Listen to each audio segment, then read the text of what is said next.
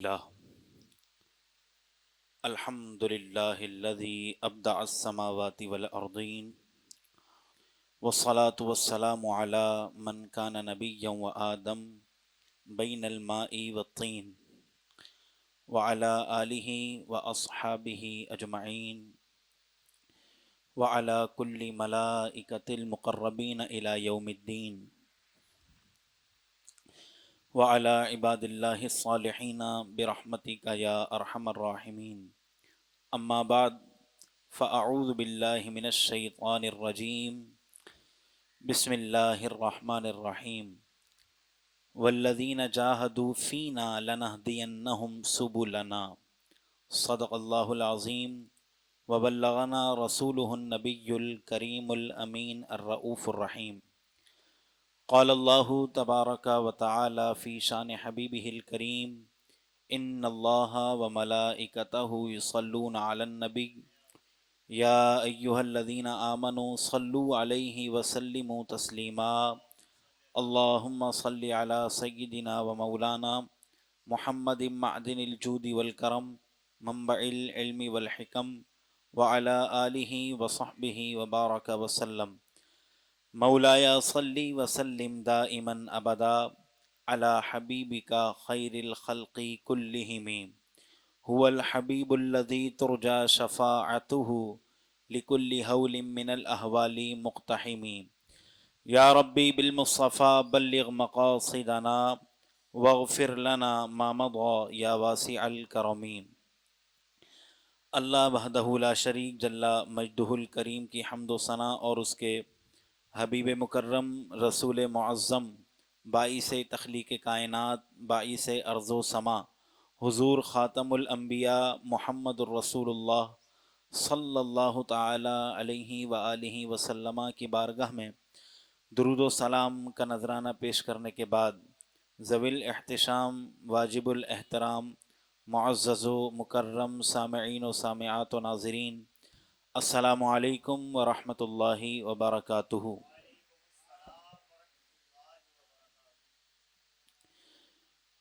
میری یہ خوش نصیبی ہے کہ آج مجدد اعظم مجدد دین و ملت سیدنا مجدد الف ثانی شیخ احمد سرہندی رحمۃ اللہ علیہ کی مبارک شخصیت کے عنوان پر گفتگو کرنے کی مجھے سعادت حاصل ہو رہی ہے۔ آپ رحمۃ اللہ علیہ کی جو شخصیت ہے وہ قابل رشک، قابل تقلید، قابل فخر شخصیت ہے۔ مورخین ہر دور میں اپنا فرض منصبی نبھاتے آئے ہیں، لیکن ہندوستان کے مورخین نے مجدد الف ثانی کے ساتھ اچھا رویہ نہیں رکھا، اور 200 سال تک آپ کی سیرت پر کوئی کلام نہ ہوا، اور ہندوستان کی تقسیم کے بعد ایک مورخین نے جو ہے اس پر کلام کرنے کی کوشش کی۔ مجدد الف ثانی رحمۃ اللہ علیہ کی جو شخصیت ہے وہ ہر جہت سے کامل اور اکمل شخصیت ہے۔ آپ کی شخصیت میں فقر بھی نظر آتا ہے، آپ کی شخصیت کے اندر صبر اور اسیری بھی نظر آتی ہے، آپ کی شخصیت میں شاہان وقت کے ساتھ مراسم بھی نظر آتے ہیں۔ کمال فقر بھی ہے اور شاہان وقت کے ساتھ مراسم بھی ہیں، یہ بھی آپ کی زندگی کے اندر ہے۔ اور یہ بھی نظر آتا ہے کہ اپنے دور کے لالچی بادشاہ کو کس طرح آپ نے دھتکار کر رکھا ہوا تھا۔ آپ نے 3 بادشاہوں کا دور دیکھا ہے حضرت مجدد الف ثانی رحمۃ اللہ علیہ نے۔ ایک تو جلال الدین اکبر بادشاہ کا دور دیکھا، اس کے بعد جو دور آیا وہ جہانگیر کا، جو جلال الدین اکبر کا بیٹا ہے۔ جلال الدین اکبر کا دور کے بعد جہانگیر کا دور، اور جہانگیر کے دور کے بعد شاہ جہاں کا دور دیکھا، اور شاہ جہان کے دور کے بعد اورنگزیب عالمگیر کا دور آتا ہے، لیکن اورنگزیب عالمگیر کے دور سے پہلے شاہ جہان کے دور میں مجدد الف ثانی رحمۃ اللہ علیہ کا وصال ہو جاتا ہے۔ جو تجزیہ نگار ہیں، بزرگوں کی سیرت پر جو گفتگو کرتے ہیں، انہوں نے یہ بات ذکر کی ہے کہ جو مسائی جلیلہ اور جمیلہ مجدد الفسانی رحمۃ اللہ علیہ نے فرمائے تھے، وہ روز روشن کی طرح، اور ان کے جو اثرات تھے وہ اورنگزیب عالمگیر کے دور میں کھل کر سامنے آئے اور واضح ہوئے۔ مجدد الفسانی رحمۃ اللہ علیہ کی شخصیت کے کسی بھی پہلو پر اس مختصر سے نشست میں گفتگو کرنا مشکل ہے، لہذا میں چند چیزیں آپ کی خدمت میں رکھ رہا ہوں۔ ایک یوں سمجھیے کہ صرف ہیڈ لائنز آپ کے سامنے پڑھوں گا، آپ انشاءاللہ اس سے امید ہے اندازہ لگائیں گے کہ مجدد الفسانی رحمۃ اللہ علیہ کی شخصیت کیسی عظیم الشان ہے۔ سب سے پہلے تو اس طرف میں توجہ دلا دوں کہ آپ کو مجدد الفسانی کہا جاتا ہے، اس کا مطلب کیا ہے؟ دیکھیں، ہر دور میں معترضین ہوتے رہے ہیں اور صوفیہ کے علماء کے دشمن ہر دور میں پائے جاتے ہیں۔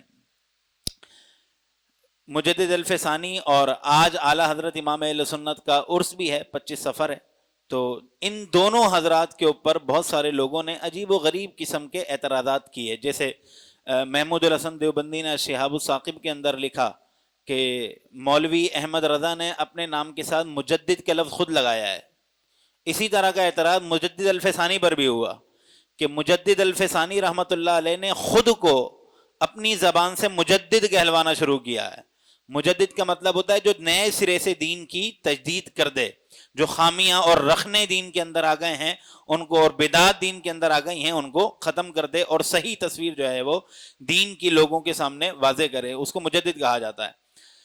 تو سب سے پہلے تو میں یہ عرض کر دوں کہ نہ اعلیٰ حضرت امام اہل سنت مولانا احمد رضا خان صاحب نے خود کو مجدد کا لقب سے متعارف کروایا، اور نہ ہی یہ شوق مجدد اعظم مجدد الفسانی رحمۃ اللہ علیہ کو تھا، بلکہ مجدد الفسانی رحمۃ اللہ علیہ کو سب سے پہلے جس شخصیت نے مجدد کہا وہ آپ کے دور کے ایک بزرگ عبد الحکیم سیالکوٹی رحمۃ اللہ علیہ ہیں۔ عبد الحکیم سیالکوٹی کی شخصیت کوئی چھوٹی شخصیت نہیں ہے۔ میں ایک تفصیلی تعارف تو ان کا نہیں کرواتا، ایک چھوٹی سی بات میں آپ کو بتا دوں کہ جو عالم بننے والے ہیں، عالم بننے کے بعد یعنی ان کا جب درس نظامی ختم ہو جاتا ہے، کتب درس نظامیہ کی وہ تکمیل کر لیتے ہیں، عالم کورس ان کا مکمل ہو گیا، اب عالم کورس کرنے کے بعد مختلف فیلڈز کے اندر ان کو اسپیشلائزیشن کروائی جاتی ہے، تخصصات کروائے جاتے ہیں۔ ان میں سے ایک تخصص فی المعقولات ہوتا ہے، یعنی جس میں ان کو فن منطق میں مہارت سکھائی جاتی ہے، فلسفے اور قدیم سائنس میں جو ہے وہ مہارت سکھائی جاتی ہے، علم ریاضی میں ان کو جو ہے مہارت سکھائی جاتی ہے، اور اس طرح کے جو دیگر فنون ہوتے ہیں معقولات سے تعلق رکھتے ہیں، فکر سے تعلق رکھتے ہیں، اس میں جو ہے ان کو مہارت سکھائی جاتی ہے، علم کلام ان کو پڑھایا جاتا ہے۔ تو عالم بننے کے بعد، درس نظامی مکمل ہونے کے بعد، تخصص فی المعقولات کے اندر فکری چیزیں جہاں سکھائی جا رہی ہوتی ہیں، ان کتب کے اندر عبد الحکیم سیالکوٹی کی کتابیں شامل ہیں، اور صرف کتابیں نہیں بلکہ جو کتب درس نظامیہ ہیں اس کی تسہیل اور آسانی کے لیے آپ نے حواشی لکھے ہیں۔ تو عبد الحکیم سیالکوٹی رحمۃ اللہ علیہ خود زبردست فہم و فراست والی شخصیت، انہوں نے سب سے پہلے خط میں مجدد الفسانی رحمۃ اللہ علیہ کو مجدد الفسانی لکھا تھا، اور یہ لفظ اتنا مشہور ہوا کہ لوگ آپ کا نام بھول گئے بلکہ لقب یاد رہ گیا، اور یہ اللہ تعالیٰ کی بارگاہ میں آپ کی مقبولیت کی نشانی ہے۔ آپ کا نام تو احمد ہے، لیکن احمد کے نام سے اتنی جلدی لوگ نہیں پہچانتے، لیکن اگر یہ بولا جائے کہ مجدد الفسانی، بلکہ ہمارا جو ٹائٹل بنا تھا آج کے درس کا اس میں بھی مجدد الفسانی بڑا لکھا ہوا ہے اور جو نام ہے وہ چھوٹا کر کے لکھا ہوا ہے۔ کیوں؟ آپ کا تعارف کس سے ہوتا ہے؟ وہ تعارف ہی مجدد الفسانی سے ہوتا ہے۔ مجدد الفسانی کا مطلب کیا ہے؟ مجدد، جیسے میں نے عرض کیا کہ دین کے اندر جو رخنے پیدا ہو جاتے ہیں، بدعات آ جاتی ہیں، کمزوریاں آ جاتی ہیں، ان کو دور کرتا ہے۔ اور نبی علیہ الصلوۃ والسلام کی حدیث بھی ابو داؤد شریف کی کہ اللہ تبارک و تعالی ہر 100 برس پر اپنا ایک بندہ پیدا کرتا ہے جو دین کی تجدید کرتا ہے۔ تو مجدد الفسانی رحمت اللہ علیہ انہی بندوں میں سے تھے کہ جو 11ویں صدی ہجری کے اندر آئے، اور جو کمزوریاں دین کے اندر آ گئی تھیں اور جو ہے جن چیلنجز کا دین کو سامنا تھا، آپ نے ان کو پورا کیا اور ان کو جو ہے وہ دور کیا اور ان چیلنجز کا جو ہے وہ مقابلہ کیا۔ ایک بات، الف ثانی کا کیا مطلب ہے؟ عربی کے اندر الف کہتے ہیں 1000 کو، اور ثانی کہتے ہیں دو، دوسرا. تو مجدد الف ثانی کا مطلب ہوا کہ دوسرے 2000 کی تجدید کرنے والے. اب اس کے اندر ایک باریک سا نقطہ سمجھیے گا. جب میں اس درس کی تیاری کر رہا تھا بہت سارے صوفیہ کی کتب کو بھی دیکھا، تو اس میں یہ بتایا گیا اور صوفیہ نے باقاعدہ کلام کیا اس کے اوپر کہ اللہ تبارک و تعالیٰ نے جو انبیاء کی ترتیب ہے وہ کسی خوبصورت رکھی ہے. کم و بیش 1,24,000 انبیاء بھیجے، ان 1,24,000 کی انبیاء کے اندر چند رسول بھیجے، اور ان چند رسولوں کے اندر اولو العزم رسول بھیجے. اولو العزم جن کا ذکر اللہ تعالیٰ نے 26ویں پارے کی سورہ احقاف کے آخر کے اندر فرمایا، اولو العزم رسول بھیجے، بڑی ہمت والے رسول. ان تمام انبیاء اور رسولوں کے اندر سب سے افضل رسول کون ہے؟ وہ اولو العزم رسول اور انبیاء ہیں. اولو العزم انبیاء اور رسولوں کے بعد رسول انبیاء جو ہیں وہ جو عظمت والے ہیں، اور ان کے بعد انبیاء کرام کا درجہ ہے.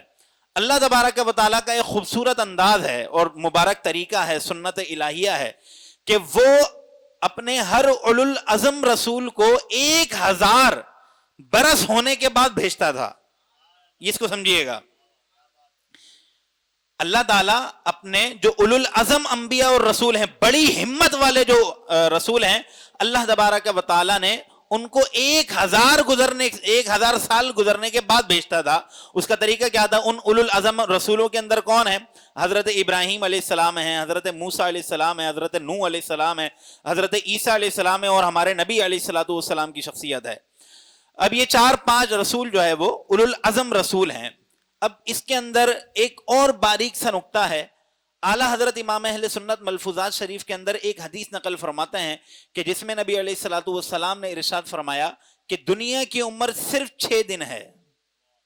دنیا کی عمر صرف 6 دن ہے، اور اس کا ایک دن آخرت کے دن کے جتنا ہے، یعنی 1000 سال کے جتنا ایک دن ہے.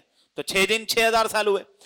اللہ تبارک و تعالیٰ نے جو اولو العزم انبیاء بھیجے ہیں، اگر آپ ان کی سیرت کا مطالعہ کریں اور باریک بینی سے اس کو جو ہے سمجھنے کی کوشش کریں. جب میں نے بیت المقدس کی تاریخ پر بیان کیا تھا تو اس میں اس طرح کی گفتگو آئی تھی، اگر آپ کی توجہ ہو، نہیں تو آپ وہ بیان لازمی سنیں.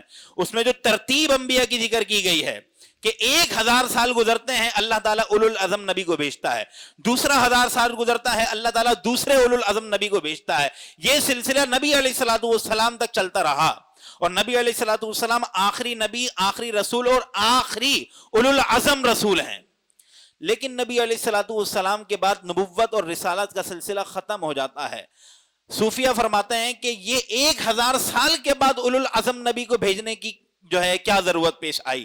فرمایا کہ 1000 سال میں دین اسلام جو ہوتا ہے، ہر نبی کا دین اسلام ہے جیسا کہ قرآن میں بیان کیا، تو یہ جو دین ہوتا ہے اسلام کا، جو تعلیمات ہوتی ہیں وہ ہر 1000 سال میں کمزور ہو جاتی ہیں، ہر 1000 سال میں کمزور ہو جاتی ہیں. اور وہ مسئلہ نبی علیہ السلام کے دین اسلام میں بھی ہوا. جب 1000 برس گزر گئے تو 1000 برس گزرنے کے بعد بہت ساری کمزوریاں دین اسلام میں رونما ہونے لگیں، حتیٰ کہ اکبر بادشاہ جیسی جو ہے شخصیت کا واسطہ جو ہے دین اسلام کے ساتھ ٹکراؤ ہوا، اور اس نے دین اسلام کو بالکل ختم کرنے کی کوشش کی. تو اس وقت اب ظاہر نیا نبی تو نہیں آنے والا، نیا رسول تو نہیں آنے والا. اللہ تبارک و تعالیٰ نے اس کمی کو پورا کرنے کے لیے مجدد اعظم مجدد الف ثانی رحمت اللہ علیہ کو 1000 برس کے بعد پیدا فرمایا. ایک بات پھر مجدد الف ثانی کے اندر اللہ تبارک و تعالیٰ، صوفیہ فرماتے ہیں کہ گزشتہ جو 1000 گزرا ہے سال، گزشتہ 1000 برس جو گزرے ہیں، ان 1000 برس میں اولیاء کے اندر جو خصوصیات اور اوصاف تھے، اللہ تبارک و تعالیٰ نے نہ صرف ان تمام اوصاف کو مجدد الف ثانی کی شخصیت کے اندر جو ہے جمع فرمایا، بلکہ اوصاف نبوت کا فیض بھی آپ کی شخصیت میں ڈالا. جبھی آپ کی شخصیت ایسی کمال کی ہے کہ اس میں اسیری کے ایام بھی نظر آتے ہیں، اور اس کے اندر مراسم جو ہے وہ شاہان وقت کے ساتھ وہ بھی نظر آتے ہیں. شاہان وقت کو جوتے کی نوک پہ کیسے رکھنا ہے یہ بھی نظر آتا ہے، اور شاہان وقت کے ساتھ ٹکرانا کیسے ہے یہ بھی آپ کی شخصیت کے اندر جو ہے وہ نظر آتا ہے. شاہان وقت کو اپنے طرف مائل کیسے کرنا ہے, اپنی باتوں کے لیے قائل کیسے کرنا ہے, ان کو جو ہے اپنے سے متاثر کیسے کرنا ہے, اور دین اسلام کے قریب کیسے کرنا ہے, یہ تمام چیزیں ایک شخصیت کے اندر نظر آتی ہیں. اور وہ ہے مجدد الفسانی رحمت اللہ علیہ, شیخ سرہندی رحمت اللہ علیہ کی شخصیت. ان میں سے چند باتیں میں جو ہے آپ کی خدمت میں رکھتا ہوں, لیکن یہ جو میں نے چند چیزیں ذکر کی, اسیری ہے اور شاہان وقت کے ساتھ مراسم ہے, ان سب کا بیک گراؤنڈ آپ کو سمجھنا پڑے گا. جب جو ہے یہ بات کلیئر ہوگی کہ آپ کو مطلب کس دور کے اندر اللہ نے پیدا کیا اور آپ کو کس طرح کی جو ہے معاملات کا سامنا تھا. اکبر بادشاہ کی اگر شخصیت کا ہم جائزہ لیتے ہیں تو اس کو ہم 3 حصوں میں ڈسٹریبیوٹ کر سکتے ہیں. اکبر بادشاہ کا جو زمانہ ہے 40 سے 50 سال کا جو ہے یہ زمانہ ہے, اس کو ہم 3 حصوں کے اندر ڈسٹریبیوٹ کر دیں, تقسیم کر لیں. پہلا جو اس کا دور ہے اکبر بادشاہ کا, وہ بڑا نیک, پاکیزہ, علماء سے محبت کرنے والا, نمازوں کا پابند, بلکہ اگر جنگ میں بھی جاتا اور سفر پر بھی جاتا تو یہ الگ سے خیمہ مسجد لگواتا تھا اور باقاعدہ وہاں جماعت کے ساتھ نماز ہوتی. ایک تو مطلب اب ان کے وقت کے جو ہے اکبر بادشاہ کے وقت کا ایک مولوی تھا عبد النبی, جس نے بعد میں جو ہے عجیب و غریب حرکتیں کی. اکبر بادشاہ اس مولوی سے اتنا متاثر تھا, وہ پہلے صحیح تھے بعد میں بگڑ گئے, وہ اتنا متاثر تھا اکبر بادشاہ اس شخص سے کہ ان کے دروازے پر جا کر ان کی چپلیں سیدھی کرتا تھا. اکبر بادشاہ علماء سے اتنی جو ہے اس کو محبت تھی, لیکن بہت ساری غلطیوں کی وجہ سے, بعض جو ہے وہ علماء سو جو ہے اس کے دربار میں تھے, ان کی وجہ سے اکبر بادشاہ کا جو معاملہ تھا, ذہن تھا, ظاہر جاہل بادشاہ تھا تو ذہن جو ہے وہ, جاہل سے مراد اسلامی تعلیمات سے ناواقف تھا, تو اس کا ذہن منتشر ہو گیا اور اسلام سے اس کا ذہن پھر گیا, اور اس کے دل کے اندر علماء کے حوالے سے, مذہب کے حوالے سے اب عجیب و غریب جو ہے وہ خیالات پیدا ہونا شروع ہو گئے. اب اس کا دوسرا دور شروع ہوتا ہے. آپ حیران ہوں گے, دوسرے دور کے اندر جو باتیں ہوئیں وہ نہیں ہونی چاہیے تھی. اس نے اپنے پہلے دور میں, آپ اندازہ لگائیے کہ فتح پور سیکری کے اندر باقاعدہ ایک عبادت خانہ تعمیر کروایا کہ جہاں پر علماء کی جماعت بیٹھتی اور جو ہے علم حدیث اور علوم دینیہ کے اوپر گفتگو ہوتی. وہ عبادت خانہ آج بھی موجود ہے. جب میں تیاری کر رہا تھا میں نے اپنی والدہ سے پوچھا کہ آپ نے فتح پور سیکری دیکھا ہے, ظاہر ہے وہ انڈیا کی ہیں, فتح پور سیکری دیکھا ہے؟ تو کہنے لگی فتح پور سیکری ایک انتہائی خوبصورت جگہ ہے. انہوں نے بتایا کہ یہ آج کی بات ہے کہ وہاں پر ایک دیوار بنی ہوئی ہے, محل ہے, محل نما ہے, تو وہاں پر وہ سیپیوں کا بنا ہوا ہے. وہاں پہ آپ کسی کو بلانا ہوتا اس دور کے بادشاہوں کو یا وہاں پر رہنے والوں کو, وہ دیوار کے اوپر کھٹکھٹاتے تو بہت دور یعنی چند کلومیٹر پر اگر کوئی شخص موجود ہوتا تو اس کو اندازہ ہو جاتا ہے کہ مجھے کوئی طلب کر رہا ہے. اس طرح کا پورا نظام اس اکبر بادشاہ نے بنایا. پھر وہاں پر شیخ سلیم چشتی رحمت اللہ علیہ کا مزار بھی ہے, پورا مزار سیپیوں کا بنا ہوا ہے, بڑی خوبصورت جگہ ہے وہ فتح پور سیکری. تو اس نے وہ مقام تعمیر کروایا, وہاں پر علماء کی جو ہے بیٹھکیں لگتی, علوم دینیہ کے اوپر بحث ہوتی.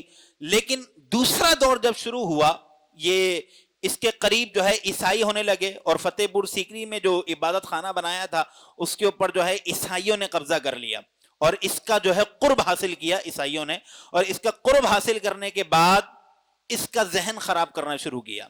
ہندوؤں نے اس کا ذہن خراب کرنا شروع کیا. نتیجہ یہاں تک پہنچا کہ اکبر بادشاہ نے خود کو نبی ہونے کا دعویٰ کر دیا کہ میں نبی ہوں, خود کے نبی ہونے کا. اس کے دور کا ایک بندہ ہے, اس کی ایک نظم ہے فارسی کے اندر, اس نظم کے اندر یہ عبارت موجود ہے کہ اس نے اس سال نبوت کا دعویٰ کیا ہے, آنے والے وقتوں میں یہ خدائی کا دعویٰ بھی کرے گا. اور یہی ہوا, پچھلے سال اس نے نبوت کا دعویٰ کیا تھا, ایک سال کے بعد خدائی کا دعویٰ کر دیا. ماحول کیسا بن چکا تھا اس کے لیے چند باتیں میں ذکر کرتا ہوں. کلمہ جو تھا لا الہ الا اللہ محمد رسول اللہ, وہ بدل دیا گیا, اور وہ کلمہ یوں ہو گیا لا الہ الا اللہ اکبر خلیفۃ اللہ, جملہ بدل دیا. شراب عام ہو گئی, حتیٰ کہ علماء کو پکڑ پکڑ کے زبردستی ان کے منہ میں شراب ڈالی جاتی. گائے اور بکری کی قربانی پر پابندی لگا دی گئی, اور دکانوں سے گوشت غائب, نہ بھیڑ کا گوشت ملے گا, نہ بکرے کا, اور نہ ہی جو ہے وہ گائے کا. بلکہ کیا ہوا, ان کی جگہ پر سور اور کتوں کا گوشت بکنے لگا. गाय की जगह पे सुअर का गोश्त और बकरे की जगह पे कुत्ते का गोश्त जो है वो बिकना शुरू हुआ। औरतों को हिजाब पर पाबंदी लगा दी गई कि औरतें हिजाब नहीं करेंगी और खुले गले वाले कपड़े पहनेंगी, सख्त इसने जो है वो सिलसिला किया। और भी इस तरह की खराबियां इसने पैदा की और बहुत सारी जो है मुगल्लजात जो इस्लाम के खिलाफ थे वो इसने बके और इस्लाम की सूरत बिल्कुल मस्ख करने की कोशिश की। उलमा लिखते हैं कि ये सब करने में इसके मकासद क्या थे? 3 मकसद थे। एक मकसद ये था कि कौमी हुकूमत का कयाम हो जाए, कौमी नजरिए पर हुकूमत का कयाम हो कि जो कौम होती है वो एक खित्ते से तामीर होती है, कौमी नजरिए पर जो है वो पूरी हुकूमत का कयाम हो और एक कौम बनकर, चाहे वो हिंदू हो, चाहे वो मुसलमान हो, चाहे वो सिख हो, ये 3 बड़ी कौमें हैं जो हिंदुस्तान के अंदर, पाकिस्तान के अंदर पाई जाती हैं, हिंदू, मुसलमान और सिख। और बाकी जो हैं उनके अंदर आप ईसाइयों को ले सकते हैं, बुद्धिस्ट को ले सकते हैं वगैरह। तो इसने ये चाल चली और इसका ये मकसद था कि ये जो मजहब के नाम पर झगड़े हैं ये सब खत्म हो जाएं और मुझे खुदा तस्लीम, माज़अल्लाह नकल कर रहा हूं उसकी बात, मुझे खुदा तस्लीम किया जाए, उसने कहा। और जो है एक कौम की तश्कील के लिए इसने सारी बातें की। दूसरा मकसद क्या था? हिंदुओं से मुफाहमत हो जाए, क्योंकि आज भी पाकिस्तान और हिंदुस्तान की मजमूई तादाद आप देखेंगे हिंदू ज्यादा हैं, हिंदू ज्यादा तादाद के अंदर हैं, तो हिंदुओं से मुफाहमत हो जाए। तीसरी चीज जो थी, मुत्तहदा हिंदुस्तान कायम हो। ये इसके 3 बड़े मकासद थे। सरसरी जायजा मैंने आपके सामने रखा। अब इसके इन 3 मकासद का मुकाबला करने के लिए मुजद्दिद अल्फसानी रहमतुल्लाह अलैह ने अलम बगावत बुलंद किया और अपने 3 मकासद पेश किए।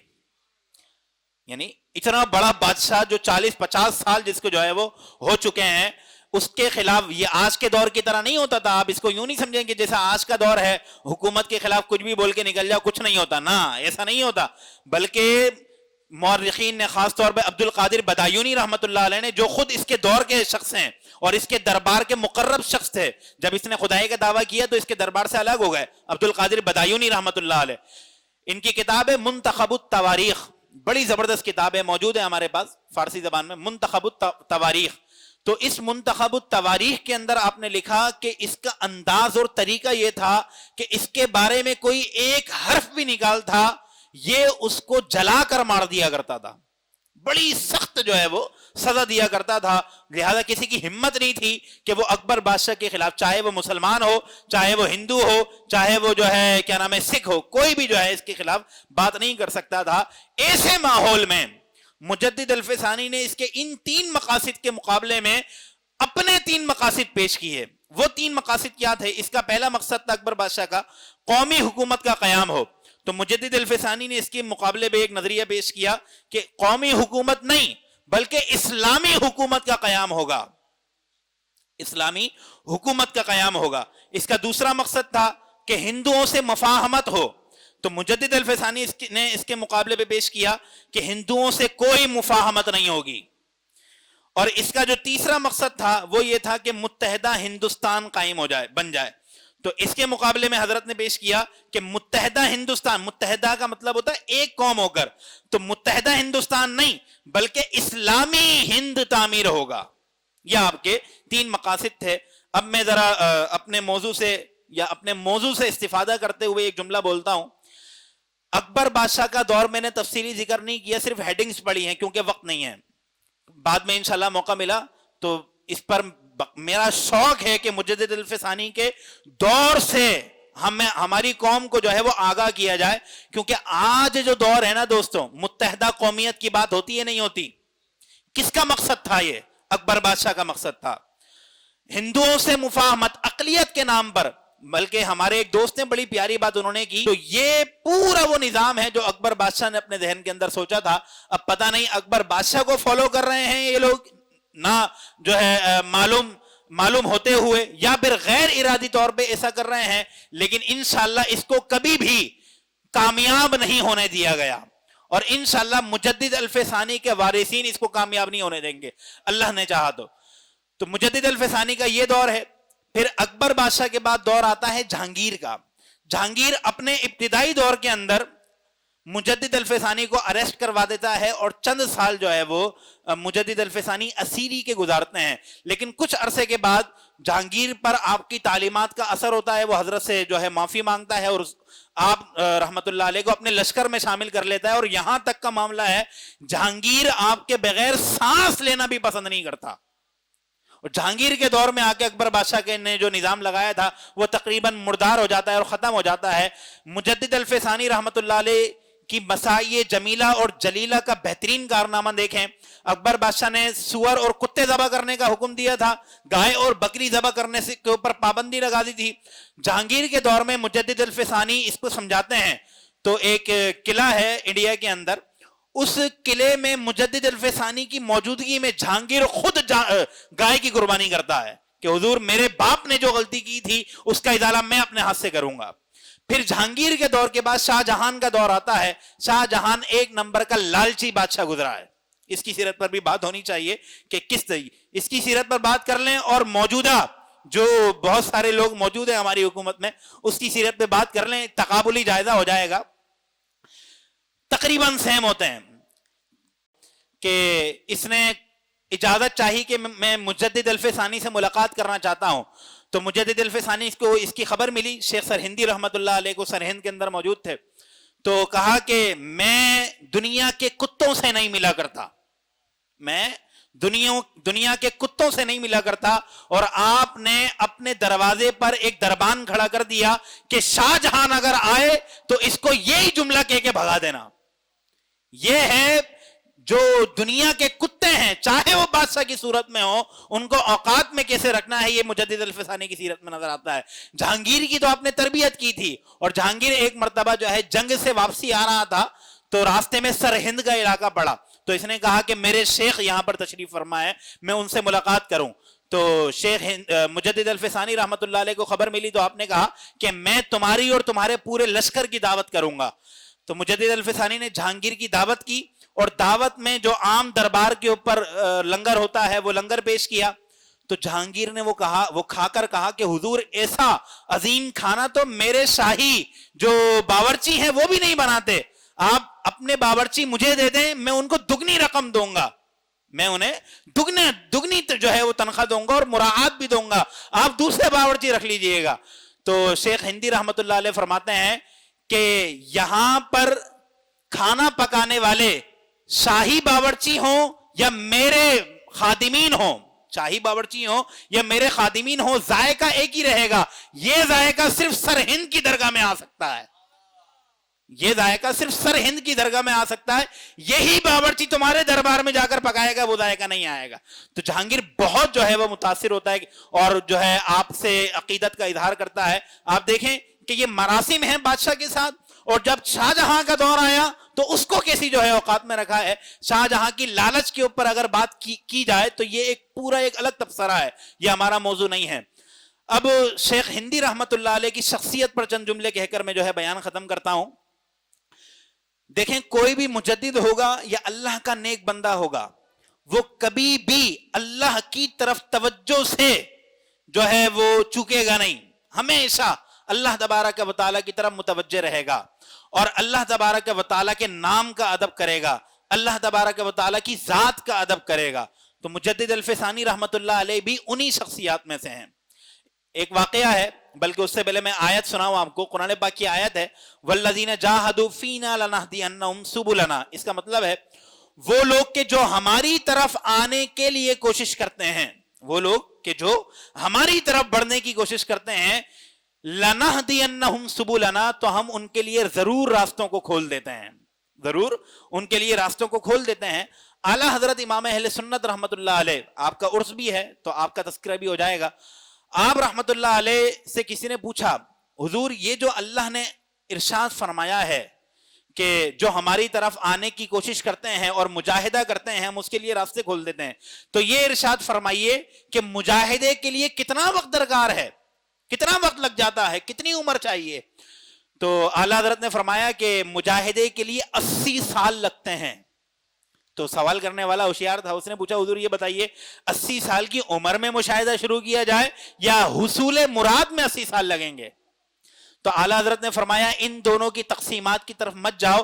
اگر اللہ تعالیٰ نے دنیاوی نظام کے تحت معاملہ فرمایا، جیسے دنیا کا جو نظام ہے وہ اسباب کے ساتھ معلق ہے، اور تم مجاہدات کرو، اور مجاہدات کرنے اور مجاہدات کے بدلے میں جو تمہیں قرب الہی حاصل ہونا ہے وہ اسی طرز پر حاصل ہو کہ جو اللہ تبارک و تعالیٰ نے دنیا کا نظام بنایا اسباب کے تحت رہتے ہوئے، اور اللہ تعالیٰ تم پر کوئی خاص کرم نہ فرمائے، اس کی رحمت شامل نہ ہو، تو 80 سال لگ جائیں گے، تب جا کے مجاہدہ پورا ہوگا. اور اگر اللہ کی رحمت شامل ہو جائے یا کسی بندے کی نظر تم پر پڑ جائے تو بندہ عیسائی ہو تو اللہ اس کو اسلام کی دولت دے کے ابدال بنا دے. یہ ہے مجاہدہ. اب سنیں مجدد الفسانی رحمت اللہ علیہ کا مقام و مرتبہ. ظاہر ایک انسان بشری تقاضا رکھتا ہے، آپ حاجت کے لیے بیت الخلا گئے، مجدد الفسانی رحمت اللہ علیہ بیت الخلا گئے، تو استنجے کا جو لوٹا تھا اس لوٹے کے اوپر لفظ اللہ لکھا ہوا تھا.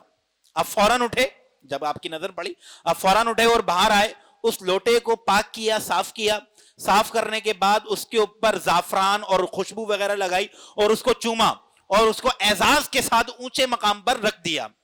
بات آئی گئی ہو گئی. کچھ عرصہ گزرا تو ایک خاص مرید تھا، اس نے پوچھا حضور وہ جو فلاں دن آپ نے اللہ کے نام کا ادب کیا تھا کیا اس کی کوئی برکت ظاہر ہوئی؟ تو آپ نے فرمایا کہ جو درجات اور اسرار و رموز مجھے 100 برس کے بعد حاصل ہونے تھے اللہ کے نام کا ادب کرنے سے چند لمحوں میں حاصل ہو گئے. یہ ہے مجدد الفسانی رحمت اللہ علیہ کا مقام و مرتبہ. اور بھی کئی جو ہے آپ کی شخصیت کے واقعات ہیں، آپ کی تعلیمات ہیں. آپ کی تعلیمات میں سے ایک تعلیم جو آپ نے مکتوبات کے ایک مکتوب کے اندر لکھی بڑی شاندار ہے، اور جو آج پاکستان کا حال ہو چکا ہے مذہبی اعتبار سے، مسلکی اعتبار سے، اس کے لیے ہمارے لیے رہنمائی والے جو ہے وہ تعلیم ہے. آپ فرماتے ہیں کہ مجھ پر کشف صحیح اور الہام سری سے یہ بات ظاہر ہوئی ہے. کشف صحیح اور الہام سری سے یہ بات ظاہر ہوئی ہے کہ جو علماء اہل سنت گزر چکے ہیں ان کی تعلیمات سے بال برابر بھی آگے پیچھے ہوگا، وہ خطرے میں پڑے گا، وہ خطرے میں پڑے گا، وہ خطرے میں پڑے گا.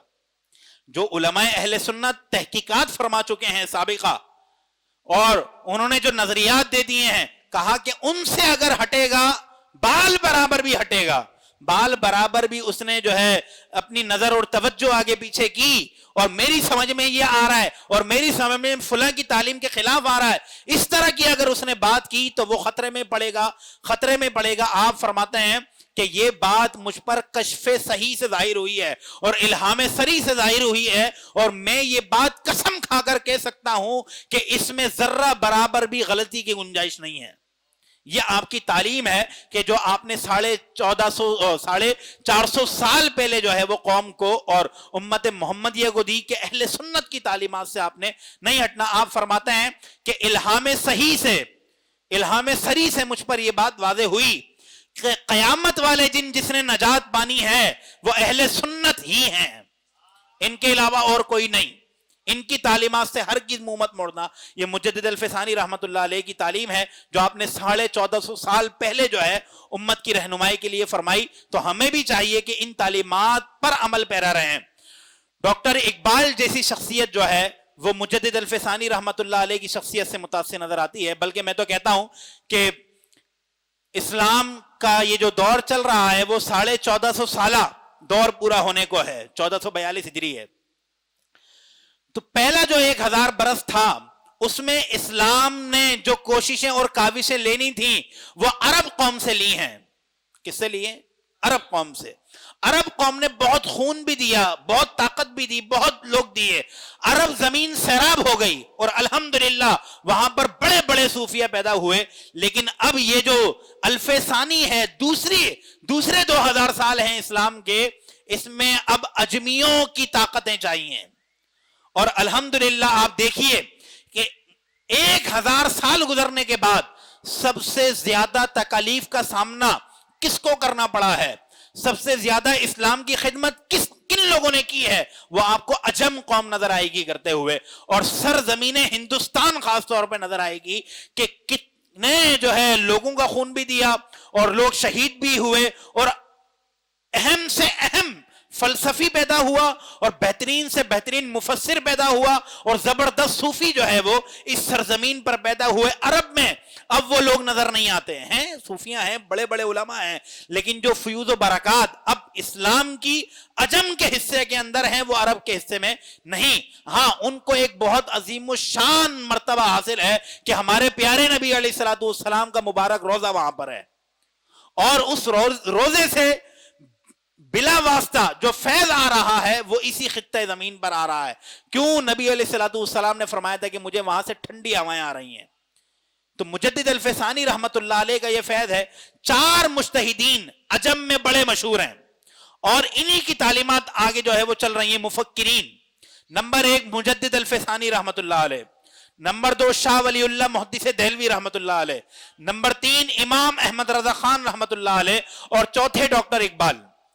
ان چاروں کی فکر کو اگر اختیار کر کر اپنی زندگی گزاری جائے, سیاسی سطح پر, معاشرتی سطح پر اور جو ہے اپنے کاروباری سطح پر, ان لوگوں کے افکار و نظریات کو اپنا منہج بنایا جائے تو میں صحیح کہہ رہا ہوں, خدا کی قسم انقلاب برپا ہو جائے گا. اب ڈاکٹر اقبال کے کیا تاثرات ہیں مجدد الفسانی کے, آپ کے جو ہے اشعار کے اوپر میں اپنی گفتگو ختم کرتا ہوں. آپ کہتے ہیں حاضر ہوا میں شیخ مجدد کی لحد پر, وہ خاک کے ہے زیر فلک مطلع انوار. بہت مشہور اشعار ہے, ان کا ترجمہ پتا ہوگا, میں حصول برکت کے لیے پڑھ رہا ہوں. اس خاک کے ذروں سے ہیں شرمندہ ستارے, اس خاک میں پوشیدہ ہے وہ صاحب اسرار. گردن نہ جھکی جس کی جہانگیر کے آگے, جس کے نفس گرم سے ہے گرمی احرار. وہ ہند میں سرمایہ ملت کا نگہبان, اللہ نے بر وقت کیا جس کو خبردار. یہ جو آخری شعر ہے یہ بڑا جاندار ہے. وحدت الوجود اور وحدت الشہود کا جو آپ نے نظریہ پیش کیا وہ لا زوار و لا جواب نظریہ تھا. اس کے شاید آپ لوگ متحمل نہ ہو سکیں, یہ صوفیہ کی بات ہے. اللہ تبارک و تعالیٰ کی بارگاہ میں دعا ہے عمل کی توفیق عطا فرمائے, تعلیمات مجدد کو سمجھنے کی توفیق عطا فرمائے. وما علیہ الا البلاغ المبین.